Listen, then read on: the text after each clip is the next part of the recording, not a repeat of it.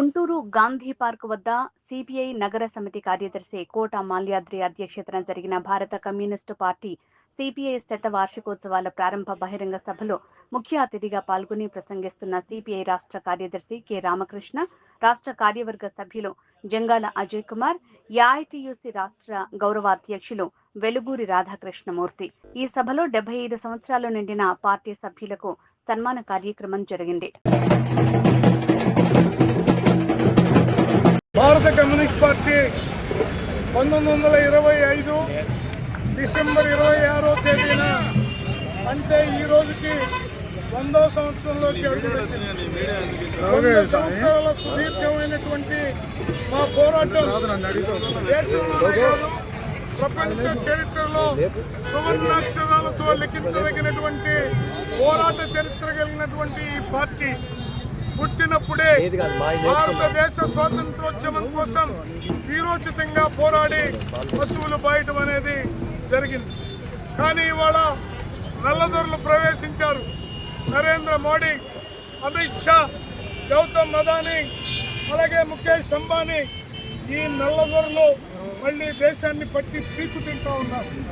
వీళ్ళ నుండి రక్షించడానికి భారతదేశంలో మరో స్వాతంత్ర ఉద్యమానికి ప్రజలు సిద్ధం కావాలని మా వార్షికోత్సవ సభ సందర్భంగా తెలియజేస్తూ భవిష్యత్ పోరాటాలకి ప్రజలందరూ నరేంద్ర మోడీ గడ్డ దిగే వరకు, అలాగే అమిత్ షా పరమ రాక్షసుడు అంబేద్కర్ లౌకిక రాజ్యాంగాన్ని, ప్రజాస్వామిక రాజ్యాంగాన్ని పాతరేసి మనువాద రాజ్యాంగాన్ని తేవాలనుకుని అంబేద్కర్ని కించపరుస్తూ మాట్లాడిన అమిత్ షా అంతు చూసే వరకు నిద్రపో. అమిత్ షా రాజీనామా చేయాలి లేదా ప్రభుత్వం బర్తరఫ్ చేయాలి. నరేంద్ర మోడీ నోరిప్పకుండా దొంగ నాటకాలు అంటే ఊరుకోం. అందుకని ఈ శతవార్షికోత్సవాల సందర్భంగా భవిష్యత్ పోరాటాలకి దీక్ష పొందుతాం.